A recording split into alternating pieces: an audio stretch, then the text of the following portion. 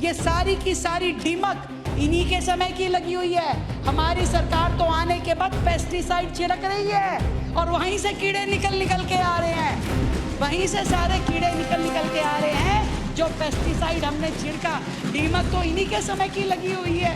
इन्होंने 10 साल में पूरे सिस्टम को रौंद डाला और पूरी तरीके से लोगों को लूटा खसोटा। कहते थे ना, काम करो ना करो, काम का जिक्र करो, नहीं फिक्र करो। काम करो ना करो, काम की फिक्र करो, और फिक्र ना करो, फिक्र का जिक्र करो।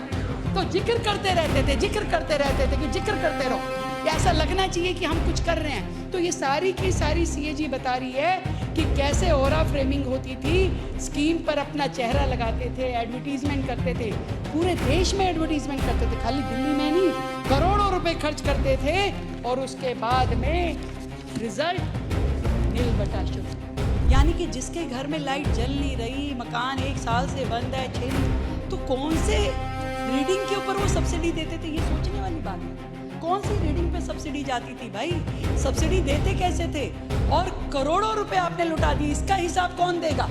उसका जवाब देने के टाइम तो भाग गए सब लोग, बैठे ही नहीं है, कहाँ चले गए। अरे सुनते तो जाओ, अपनी बात कही और धप्पा करके निकल लिए। जो जा करके कोर्ट में लड़ रही है और चाहती है कि सीएजी के माध्यम से इन बिजली कंपनियों के चिट्ठे भी, इनके अकाउंट भी पूरी तरीके से जांचे जाए कि कैसे ये 38,000 करोड़ रुपए खड़े हो गए। दिल्ली की जनता के सर पे हम 1 रुपया नहीं आने देंगे, 1 रुपया नहीं आने देंगे। इस तरीके से जो इन्होंने किया, शायद थोड़ा थोड़ा टैरिफ बढ़ता तो दिल्ली की जनता को दर्द नहीं होता। 38,000 करोड़ रुपए ये बिजली कंपनियां चाहती हैं कि सीधा सीधा जनता पे डाल दीजिए, पर जब तक ये सरकार एक मजबूत दीवार के रूप में जनता के सामने खड़ी है, जनता के ऊपर हम कोई भी आंच आने नहीं देंगे। मैं ये बताना चाहती हूँ, जिस हेल्थ की बात ये कर रहे हैं, जहाँ पे दवाइयों की खरीद फरोख्त में गड़बड़ दिखाई देती है, वहाँ पे हमने 40 ऑफिसर्स को एक ही दिन में इस प्रोक्योरमेंट सेल से तुरंत वहाँ से ट्रांसफर किया और 3 लोगों को सस्पेंड किया। ये पूरी दिल्ली जानती है, पूरा देश जानता है। इन्होंने कितने लोगों को किया, मुझे बताए जरा, जवाब दे। हमने किया सस्पेंड, और आज भी 60 दिन हो जाएंगे। वो तीनों अफसर जो सस्पेंड किए जेल में बैठे हैं, आज भी जेल में बैठे हैं, उनकी जमानत तक नहीं हुई है। हमने 70 डॉक्टर जो कि जेलों में सालों से बैठे थे, हॉस्पिटल की ड्यूटी नहीं कर रहे थे अध्यक्ष जी, सालों से जेल में बैठ के जेल के लोगों के नाम की ड्यूटी लेकर के मौज ले रहे थे, उन्हें हॉस्पिटल भेजा कि जाइए अपनी ड्यूटी वहाँ कीजिए। 70 डॉक्टर हमने भेजे, 4 हॉस्पिटल पे 1 एमएस था। सोचिए, 1 एमएस एक हॉस्पिटल संभाल ले तो गनीमत समझिए, 4 हॉस्पिटलों पे 1 एमएस था। आते ही हमने एक हॉस्पिटल पे 1 एमएस हो, इसके लिए काम किया और ये हटा दिया सिस्टम। इन्होंने सोचा था कम घर रहने चाहिए, सामान इकट्ठा करने में आसानी रही, ऐसा सोचते होंगे ये लोग। माननीय मुख्यमंत्री श्रीमती रेखा गुप्ता जी।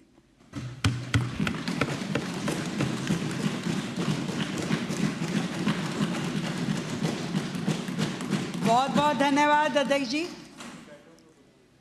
विधानसभा के इस मानसून सत्र में अलग अलग विधेयकों के अलावा 2 सीएजी रिपोर्ट जो यहाँ प्रस्तुत हुई, मेरे साथी विधायकों ने बहुत कुछ इन विषयों पे कहा।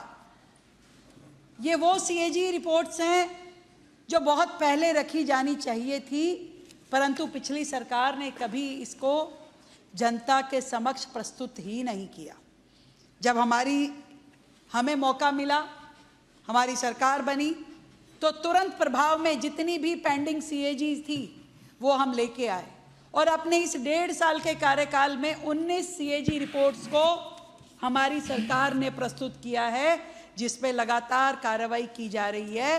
पीएसी उसका संज्ञान ले रही है, और पीएसी वो जो कि पिछली सरकार के समय में तो पीएसी की मीटिंग ही नहीं होती थी, सीएजी रखी नहीं जाती थी, पीएसी की मीटिंग नहीं होती थी, यानी सब कुछ ढक के रखा गया था।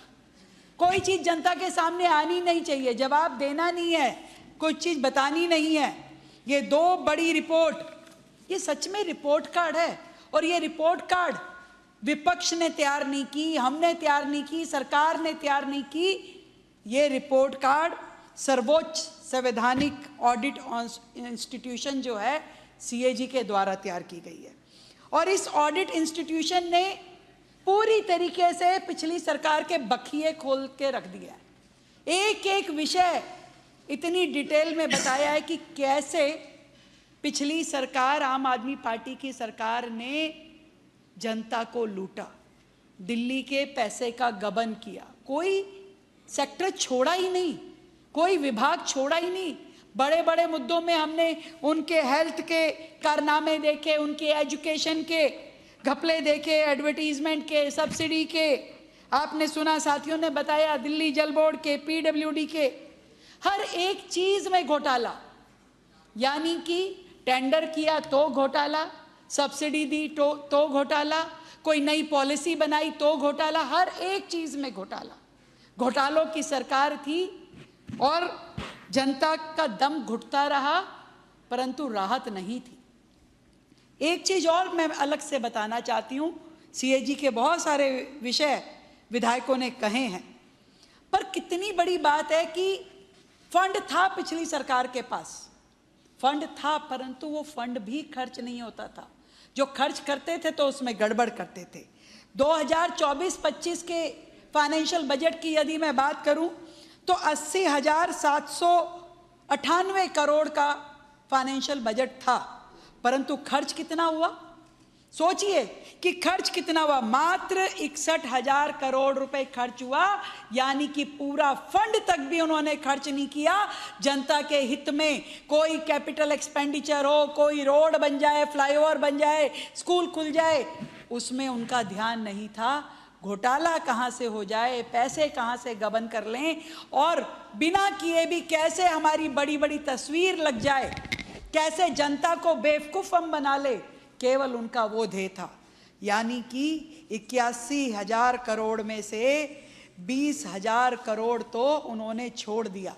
केंद्र सरकार से सब्सिडीज आती थी, केंद्र सरकार से ग्रांट इन एड आती थी, पर वो ऐसी की ऐसी चली जाती थी, खर्च ही नहीं करते थे। ना उनको यमुना की सफाई से कोई मतलब था, ना कूड़े के पहाड़ को हटाने से कोई मतलब था, ना ही दिल्ली की सड़कें बेहतर करने से कोई मतलब था। पॉल्यूशन वहीं का वहीं बना रहा, पर उनकी कोई जवाबदेही नहीं थी। 5 साल का इलेक्शन खत्म हो जाता था, फिर कहते थे और 5 साल दे दीजिए, गलती हो गई, नहीं हो पाया, 5 साल और दे दीजिए, पानी की पाइपलाइन डाल दूंगा, 5 साल और दे दीजिए, सीवर बना दूंगा, 5 साल और दे दीजिए, झुग्गी वालों के लिए कुछ कर दूंगा, पर किया कुछ भी नहीं। वो दिल्ली जिसमें रोड्स की जरूरत थी, ड्रेन्स की जरूरत थी, हॉस्पिटल्स की जरूरत थी, स्कूल्स की जरूरत थी, ट्रांसपोर्ट की जरूरत थी, परंतु उस दिल्ली के लिए फंड का यूटिलाइजेशन हुआ ही नहीं। अथॉरिटी थी, बजट था, परंतु उनकी नीयत ही नहीं थी, नीयत में ही खोट था। और इसीलिए 32 स्कीम जिस पे 1517 करोड़ से अधिक का एक्सपेंडिचर, यानी कि स्कीम लाए, बजट में रखा, अनाउंस किया, वाहवाही लूटी, वाहवाही लूटने के बाद में अखबार में छपे, जनता के आगे कहा कि शाबाशी दीजिए, मैंने कितना कुछ कर दिया, पर जब आखिरी में आकर के रिजल्ट आता था तो उन पे 1 रुपया खर्च नहीं करते थे। पूरा का पूरा लेबर बोर्ड का हमने देखा, जब पिछली सीएजी में देखा था, बेचारे गरीब मजदूरों पे 1 रुपया उन्होंने खर्च नहीं किया। उनके वेलफेयर पे, उनकी वेलफेयर स्कीम में जहां हजारों करोड़ रुपए पड़ा रहा, परंतु खर्च नहीं किया। ऐसे वो 32 स्कीमें दिल्ली की ऐसी थी जहां पे कि फंड पड़ा रहा और वो खर्च नहीं करते थे। जरा बताना चाहूंगी मैं इस मंच के माध्यम से, इस विधानसभा के माध्यम से, कि वो कौन कौन सी स्कीम्स थी। जैसे कि डीएमआरसी का लोन, अब मेट्रो बननी थी। आज आप सोच के देखिए कि दिल्ली शहर बिना मेट्रो का कैसा दिखे, कैसे चलेगा, पर वो मेट्रो का काम केंद्र सरकार तो करती रही, दिल्ली ने अपना शेयर कभी नहीं दिया। और पैसा था, जैसा मैंने बताया कि 20,000 करोड़ रुपए छोड़ दिया, इस्तेमाल नहीं किया, परंतु नियत नहीं थी 991 करोड़ रुपए जो मेट्रो की पेमेंट करनी थी, जो लोन के अगेंस्ट पेमेंट करनी थी, वो नहीं की गई। ऐसे ही पीएम आयुष्मान भारत योजना के तहत केंद्र से 150 करोड़ रुपए आया कि भाई आप ये आयुष्मान केंद्र खोलिए, दिल्ली की जनता का आयुष्मान कार्ड बनाइए, पर वापस चला गया, खर्च नहीं किया उन्होंने। स्कूल ऑफ स्पेशलाइज्ड एक्सीलेंस, उसको ग्रांट इन एड 40 करोड़ रुपए की थी, जीरो एक्सपेंडिचर, जीरो, खर्च ही नहीं किया। क्या जरूरत है बच्चों के लिए स्कूल में किताबें का देने की, क्लासरूम बनाने की जरूरत ही नहीं थी उनको। देखिए क्या हाल था। 40 करोड़ रुपए की सहायता आई NFSA के लिए, नेशनल फूड सिक्योरिटी, यानी कि जो राशन कार्ड पे जो राशन देते हैं उसके लिए, परंतु 40 करोड़ भी खत्म हो गया, वापस चला गया, खर्च नहीं हुआ। ऐसे ही दिल्ली टेक्निकल यूनिवर्सिटी में ग्रांट इन एड 39 करोड़ की, खर्च ही नहीं किया। क्यों कॉलेज को अपडेट करना है, काहे को, क्या जरूरत है, क्यों तनख्वाह देनी है, क्यों कर्मचारियों पे ध्यान देना है, कोई जरूरत नहीं थी। एक एक हेड ऐसी सभी योजनाओं पे, और इसके अलावा और भी 34 योजनाएं थी जिसमें 2961 करोड़ रुपए का अप्रूवल ले लिया फाइनेंस से। परंतु जब बी हो गया, आरई आ गया, आरई में फिर से कह दिया कि नहीं नहीं चाहिए फंड, पर आखिरी दिन तक वो फंड खर्च नहीं हुआ। ये थी पिछली पढ़ी लिखी सरकार जो कि बजट में एलोकेशन रखती थी, सोचती थी जनता बेवकूफ़ है, दिखा दीजिए। 5 के 5 साल जिस लक्ष्मी योजना को हमने जनता को दे दिया, आज उनको पैसे मिलने की स्थिति आ गई, उसके लिए वो हर साल फंड रखते थे, खर्च नहीं करते थे। हर साल वादा करते थे देंगे देंगे, चिंता मत कीजिए, देंगे देंगे, फिर चुनाव का समय आता था तो फिर अगली तरफ निकल जाते थे। ये देखिए कितना बुरा हाल था कि हर हेड में, और एक तो 15 हेड ऐसे थे जिसमें 50% से ज़्यादा खर्च आखिरी के महीने यानी मार्च के महीने में किया गया। ये अपने आप में एक पूरा का पूरा घोटाला नजर आता है कि आखिरी माह में 50% की पेमेंट होना, किसको दी, कैसे दी, क्यों दी, ये अपने आप में कितनी बड़ी बात दिखाई देती है। और जो सेंट्रली स्पॉन्सर्ड स्कीम है उसके लिए भी जब 1500 करोड़ रुपए केंद्र से आए, अपने से धक्का देके डिपार्टमेंट में कर दिया। ना डिपार्टमेंट ने खर्च किया, ना खुद खर्च किया। नुकसान किसका हुआ? नुकसान हुआ दिल्ली की जनता का, जहां पे इतने सालों में जब तक ये सरकार रही आम आदमी पार्टी की, डेवलपमेंट का कोई काम नहीं हुआ। ये हाल था इस सरकार का। ये हम नहीं कह रहे, ये CAG की रिपोर्ट कह रही है। CAG ने एक एक चीज के बारे में बताया है, यहाँ तक कि जनता के पैसे, अब GST आ गया, GST में आपको रिफंड करना होता है, रिफंड नहीं करते थे। रिफंड का भी डाटा मैं बताना चाहूँगी कि जनता के पैसे लेके बैठ जाते थे, तरसाते थे, उनको भुनाते थे। और 2024-25 में GST रिफंड मात्र 695 करोड़ था, जिसे हमने आने के बाद 2025-26 में हमारे समय में 1313 करोड़ रुपए का GST रिफंड हमने दिया है। और अभी तो अगर मैं 26-27 की बात करूं, अभी तो आधा साल गया है, हम 550 करोड़ रुपए का GST रिफंड कर चुके हैं अभी तक। जनता का पैसा समयबद्ध तरीके से जनता तक पहुंच जाए, ऐसी हमारी कोशिश रहती है। ऐसे ही जो योजना पे बजट लगा देते थे तो उसका यूटिलाइजेशन सर्टिफिकेट नहीं देते थे। क्यों? यूटिलाइजेशन सर्टिफिकेट में सारी डिटेल लिखनी पड़ेगी, कब खर्च किया, कैसे किया, सही तरीके से हुआ कि नहीं हुआ, जैम पे हुआ कि क्या हुआ। परंतु आप ये समझिए कि जितनी योजनाएं थी, अभी जो मैं बता रही हूँ 20,000 करोड़ के करीब की जो योजनाएं थी, उसके लिए 1734 यूटिलाइजेशन सर्टिफिकेट ड्यू थे। मात्र 482 यूटिलाइजेशन सर्टिफिकेट सबमिट किए गए। क्या अकाउंटेबिलिटी है इन लोगों की? क्या जवाबदेही है जनता के प्रति? ये लोग सोचते हैं कि ये CAG रिपोर्ट दबा के रखो, किसी के सामने कुछ नहीं आएगा। मैं तो ये सोचती हूँ कितने बेशर्म लोग हैं ये। आज जैसे चिल्ला चिल्ला के बोलते हैं, ये जो इनके नेता हैं सौरभ भारद्वाज जी, वो जो सत्येंद्र जैन जी खुद हेल्थ में रहे, अपने मिनिस्टर हेल्थ रहे, आज कैसे बोल रहे हैं, कैसे चिल्ला रहे हैं, ये मुद्दा वो मुद्दा। इन्हें मालूम है कि ये जहाँ जहाँ गड़बड़ हो सकती है ये हुई कि नहीं हुई, चेक कर लें। और मैं ये बताना चाहूँगी, ये सारी की सारी ढिमक इन्हीं के समय की लगी हुई है। हमारी सरकार तो आने के बाद पेस्टिसाइड छिड़क रही है और वहीं से कीड़े निकल के आ रहे हैं, वहीं से सारे कीड़े निकल के आ रहे हैं जो पेस्टिसाइड हमने छिड़का। ढिमक तो इन्हीं के समय की लगी हुई है। इन्होंने 10 साल में पूरे सिस्टम को रौंद डाला और पूरी तरीके से लोगों को लूटा खसोटा, दिल्ली को बुरा हाल कर दिया। एक ओरा बनाते थे, ओरा फ्रेमिंग होती थी, योजना आ गई, अब हम ये करने वाले हैं, अब ये कर देंगे। होता नहीं था। वो एक कहते थे ना, काम करो ना करो, काम का जिक्र करो, नहीं फिक्र करो, काम करो ना करो, काम की फिक्र करो, और फिक्र ना करो, फिक्र का जिक्र करो। तो जिक्र करते रहते थे, जिक्र करते रहते थे कि जिक्र करते रहो, ऐसा लगना चाहिए कि हम कुछ कर रहे हैं। तो ये सारी की सारी सीएजी बता रही है कि कैसे ऑरा फ्रेमिंग होती थी, स्कीम पर अपना चेहरा लगाते थे, एडवर्टीजमेंट करते थे, पूरे देश में एडवर्टीजमेंट करते थे, खाली दिल्ली में नहीं, करोड़ों रुपए खर्च करते थे, और उसके बाद में रिजल्ट नील बटा शून्य, कुछ भी नहीं, वो आगे बढ़ता ही नहीं था, काम होता ही नहीं था। इस तरीके से उन्होंने कैसे फ्री इलेक्ट्रिसिटी पे सब्सिडी के अंदर भी घोटाला किया, ये दिखाया। मैं तो ये समझती हूँ जिस तरीके से उन्होंने, यानी कि जिसके घर में लाइट जल नहीं रही, मकान 1 साल से बंद है, 6 महीने, तो कौन से रीडिंग के ऊपर वो सब्सिडी देते थे, ये सोचने वाली बात है। कौन सी रीडिंग पे सब्सिडी जाती थी भाई, सब्सिडी देते कैसे थे, और करोड़ों रुपए आपने लुटा दिए, इसका हिसाब कौन देगा? उसका जवाब देने के टाइम तो भाग गए सब लोग, बैठे ही नहीं है, कहाँ चले गए? अरे सुनते तो जाओ, अपनी बात कही और धप्पा करके निकल लिए। कौन जवाब देगा कि किस रीडिंग पे आपने सब्सिडी दी?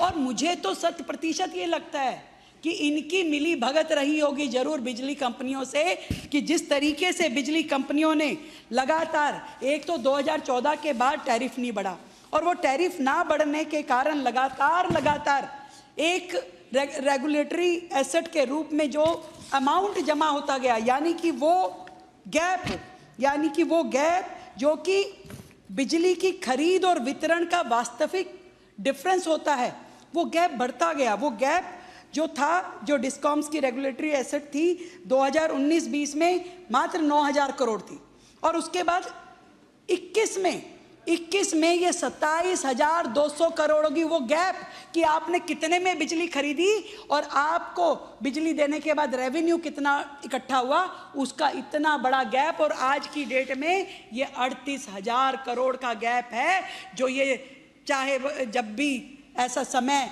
आ सकता है कि वो दिल्ली के ऊपर इस वजन को डालने की कोशिश करे। ये हमारी सरकार है जो जा करके कोर्ट में लड़ रही है और चाहती है कि सीएजी के माध्यम से इन बिजली कंपनियों के चिट्ठे भी, इनके अकाउंट भी पूरी तरीके से जांचे जाए कि कैसे ये 38,000 करोड़ रुपए खड़े हो गए। दिल्ली की जनता के सर पे हम 1 रुपया नहीं आने देंगे, 1 रुपया नहीं आने देंगे। इस तरीके से जो इन्होंने किया, शायद थोड़ा थोड़ा टैरिफ बढ़ता तो दिल्ली की जनता को दर्द नहीं होता। 38,000 करोड़ रुपए ये बिजली कंपनियां चाहती हैं कि सीधा सीधा जनता पे डाल दीजिए, पर जब तक ये सरकार एक मजबूत दीवार के रूप में जनता के सामने खड़ी है, जनता के ऊपर हम कोई भी आंच आने नहीं देंगे। मैं ये बताना चाहती हूँ, जिस तरीके से यहाँ पर हर चीज़ में अभी बताया, टेंडर प्रक्रिया में किस तरीके से घोटाले हुए, कि बोली लगाने वाले और कैसे इन अधिकारियों के बीच में, इन नेताओं के बीच में मिली भगत होती थी। 530 करोड़ रुपए की कुल राशि के 45 टेंडर एक पैन कार्ड से कैसे हो सकते हैं भाई? कोई बताए, इतना बड़ा अमाउंट एक पैन कार्ड से इतने सारे 45 टेंडर हो जाएंगे? कोई देखने वाला नहीं था। आज बड़ी बातें कर रहे हैं, ये घोटाला वो घोटाला।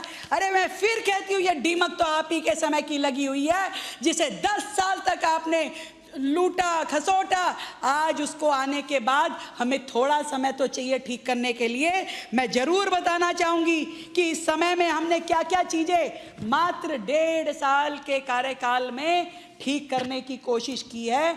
पूरी तरीके से ये जिनके अधिकारी बैठे थे ना, जिनको इनके समय की आदत पड़ गई थी, खून मुंह लग गया था, ऐसे अधिकारियों की ट्रांसफ़र हमने मास ट्रांसफ़र की। जिस हेल्थ की बात ये कर रहे हैं, जहाँ पे दवाइयों की खरीद फरोख्त में गड़बड़ दिखाई देती है, वहाँ पे हमने 40 ऑफिसर्स को एक ही दिन में इस प्रोक्योरमेंट सेल से तुरंत वहाँ से ट्रांसफ़र किया और 3 लोगों को सस्पेंड किया। ये पूरी दिल्ली जानती है, पूरा देश जानता है। इन्होंने कितने लोगों को किया, मुझे बताए जरा, जवाब दे। हमने किया सस्पेंड, और आज भी 60 दिन हो जाएंगे। वो तीनों अफसर जो सस्पेंड किए जेल में बैठे हैं, आज भी जेल में बैठे हैं, उनकी जमानत तक नहीं हुई है। हम वो लोग हैं कि गड़बड़ दिखाई दी तो खुद से हमने एक्शन लिया है। इनके जैसे नहीं, इनके समय में भी बहुत सारी FIR हुई थी, पर कहाँ दब गई, क्या हुआ, कुछ मालूम नहीं है। कहाँ चली गई? शिकायतें आती थी, दबा ली जाती थी। इनके तो अधिकारी बैठते थे डाक पे। ऐसा अधिकारी के डाक में भी कोई कंप्लेंट आए तो वहीं फाड़ के फेंक दो। डाक से भी नहीं आनी चाहिए, जनता का भी गला घोट दो। उनके सामने सीएजी नहीं आनी चाहिए, किसी को पता नहीं लगना चाहिए। हमने 40 ऑफिसर प्रिक्योरमेंट सेल से वहां से ट्रांसफर किए। हमने 70 डॉक्टर जो कि जेलों में सालों से बैठे थे, हॉस्पिटल की ड्यूटी नहीं कर रहे थे अध्यक्ष जी, सालों से जेल में बैठ के जेल के लोगों के नाम की ड्यूटी लेकर के मौज ले रहे थे, उन्हें हॉस्पिटल भेजा कि जाइए अपनी ड्यूटी वहां कीजिए। 70 डॉक्टर हमने भेजे। 4 हॉस्पिटल पे एक एमएस था। सोचिए, एक एमएस एक हॉस्पिटल संभाल ले तो गनीमत समझिए। 4 हॉस्पिटलों पे एक एमएस था। आते ही हमने एक हॉस्पिटल पे एक एमएस हो, इसके लिए काम किया और ये हटा दिया सिस्टम। इन्होंने सोचा था कम घर रहने चाहिए, सामान इकट्ठा करने में आसानी रहेगी, ऐसा सोचते होंगे ये लोग। 150 ऑफिसर हमने जीएसटी विभाग के बदले, जो कि सालों से वहां बैठे थे, 150 ऑफिसर हमने वहां से चेंज करे। ये भी हमारी सरकार का एक बड़ा रिफॉर्म था। और पोस्टिंग उनकी ऐसे नहीं की कि किसी को कहीं पे भी लगा दिया अफसरों की मर्जी से। हमने उसका लकी ड्रॉ निकाला। उस ड्रॉ ऑफ लॉट के माध्यम से ही किसी अफसर की रैंडमली कहीं कहीं ड्यूटी लगी, ताकि ये ना हो कि मेरा किसी ऑफिसर को उसका मनपसंद वार्ड मिले। ऐसी कहीं पे कोई चॉइस नहीं दी गई। जैम पोर्टल को हमने कंपलसरी किया। लगातार अब ये चेक किया जा रहा है कि कितने विभाग पूरी तरीके से खरीदारी जैम पे कर रहे हैं, और नहीं कोई कर रहा तो उसे तुरंत शो कॉज नोटिस दिया जाता है। हमारे आने के बाद दिल्ली सरकार ने ई ऑफिस में पूरी सरकार को तब्दील किया है। आज पूरी फाइलें ई ऑफिस के माध्यम से काम करती है, ताकि पूरी तरीके से ट्रांसपेरेंसी रहे। हमने ई कैबिनेट का भी प्रस्ताव हम लोग ला चुके हैं, और इसके बाद बहुत जल्द हमारी कैबिनेट भी ई कैबिनेट के रूप में काम करेगी। ये मैं दिल्ली की जनता को बताना चाहती हूँ। पूरी तरीके से ट्रांसपेरेंट व्यवस्था है। बिल्कुल जो कह रहे हैं, जो कर रहे हैं, जनता के समक्ष है और उनके हित में ही सारे काम किए जा रहे हैं। हमने ही सारे के सारे हॉस्पिटल्स को हिम्स के माध्यम से डिजिटली जोड़ा है, ताकि हर एक पेशेंट का डाटा जो है डिजिटली हमारे पास अवेलेबल रहे। वो दिखाए किसी भी सरकारी अस्पताल में, परंतु एक अस्पताल में जाएगा तो उसका पूरा का पूरा हेल्थ रिकॉर्ड हमारे पास आ जाएगा कि पिछली बार किस डॉक्टर को दिखाया था, कौन सी दवाई उसने प्रिस्क्राइब की थी, कौन सी दवाई ली थी, कहाँ से ली थी। ये सारी चीज़ें हमारे पास नोट होगी, ताकि कोई भी गड़बड़ किसी भी पेशेंट के नाम पे कोई कर ना सके। ये भी पहली बार दिल्ली सरकार में हुआ है, जिसे हमारी भारतीय जनता पार्टी की सरकार लेके आई है। हमने तो राशन की दुकानों पे भी ई पॉज मशीनें लगाई है कि 100 ग्राम भी कम यदि राशन वाला राशन कम दे तो वो मान्य ही नहीं होगा। हमारे समय में ये ई पोज मशीनें लगाई गई है। इससे पहले केंद्र सरकार बोलती रहती थी, पर दिल्ली में जो आम आदमी पार्टी की सरकार बैठी थी कभी लगाती ही नहीं थी, क्योंकि उनकी गड़बड़ मिली भगत थी। वो चाहते नहीं थे कि गरीब आदमी को पूरा राशन मिले, पर हमने ई पोज मशीनें लगाई। हमें परवेश जी ने बताया ही था कि आर्बिट्रेशन क्लॉज, जो कि हर टेंडर के साथ ये जोड़ते थे, कितना बड़ा रास्ता था कि आप सरकार को बेवकूफ़ बनाइए और करोड़ों रुपए गबन कर लीजिए। मतलब आपका जो कॉन्ट्रैक्टर होता था, आपने काम शुरू कर दिया पर पेड़ों की कटिंग की परमिशन नहीं ली, आपने काम शुरू कर दिया पर लैंड एक्वायर नहीं करी, और सालों तक काम शुरू है, ठेकेदार खड़ा है अपनी मशीनरी के साथ, और आप अपने लैंड एक्वायर का प्रोसीजर चल रहा है और ट्रिमिंग का प्रोसीजर चल रहा है, परमिशंस का प्रोसीजर चल रहा है। होता क्या था, ठेकेदार कोर्ट जाता था, आर्बिट्रेशन में जाता था, और फिर इनकी आपसी मिली भगत के माध्यम से करोड़ों रुपए सरकार के वो कॉन्ट्रैक्टर लेके उड़ जाता था। यानी सरकार के अकाउंट तक भी अटैच कर दिए जाते थे। सरकार अपने कर्मचारियों को, अधिकारियों को तनख्वाह दे ना दे, कॉन्ट्रैक्टर करोड़ों रुपए लेकर के चपत हो जाता था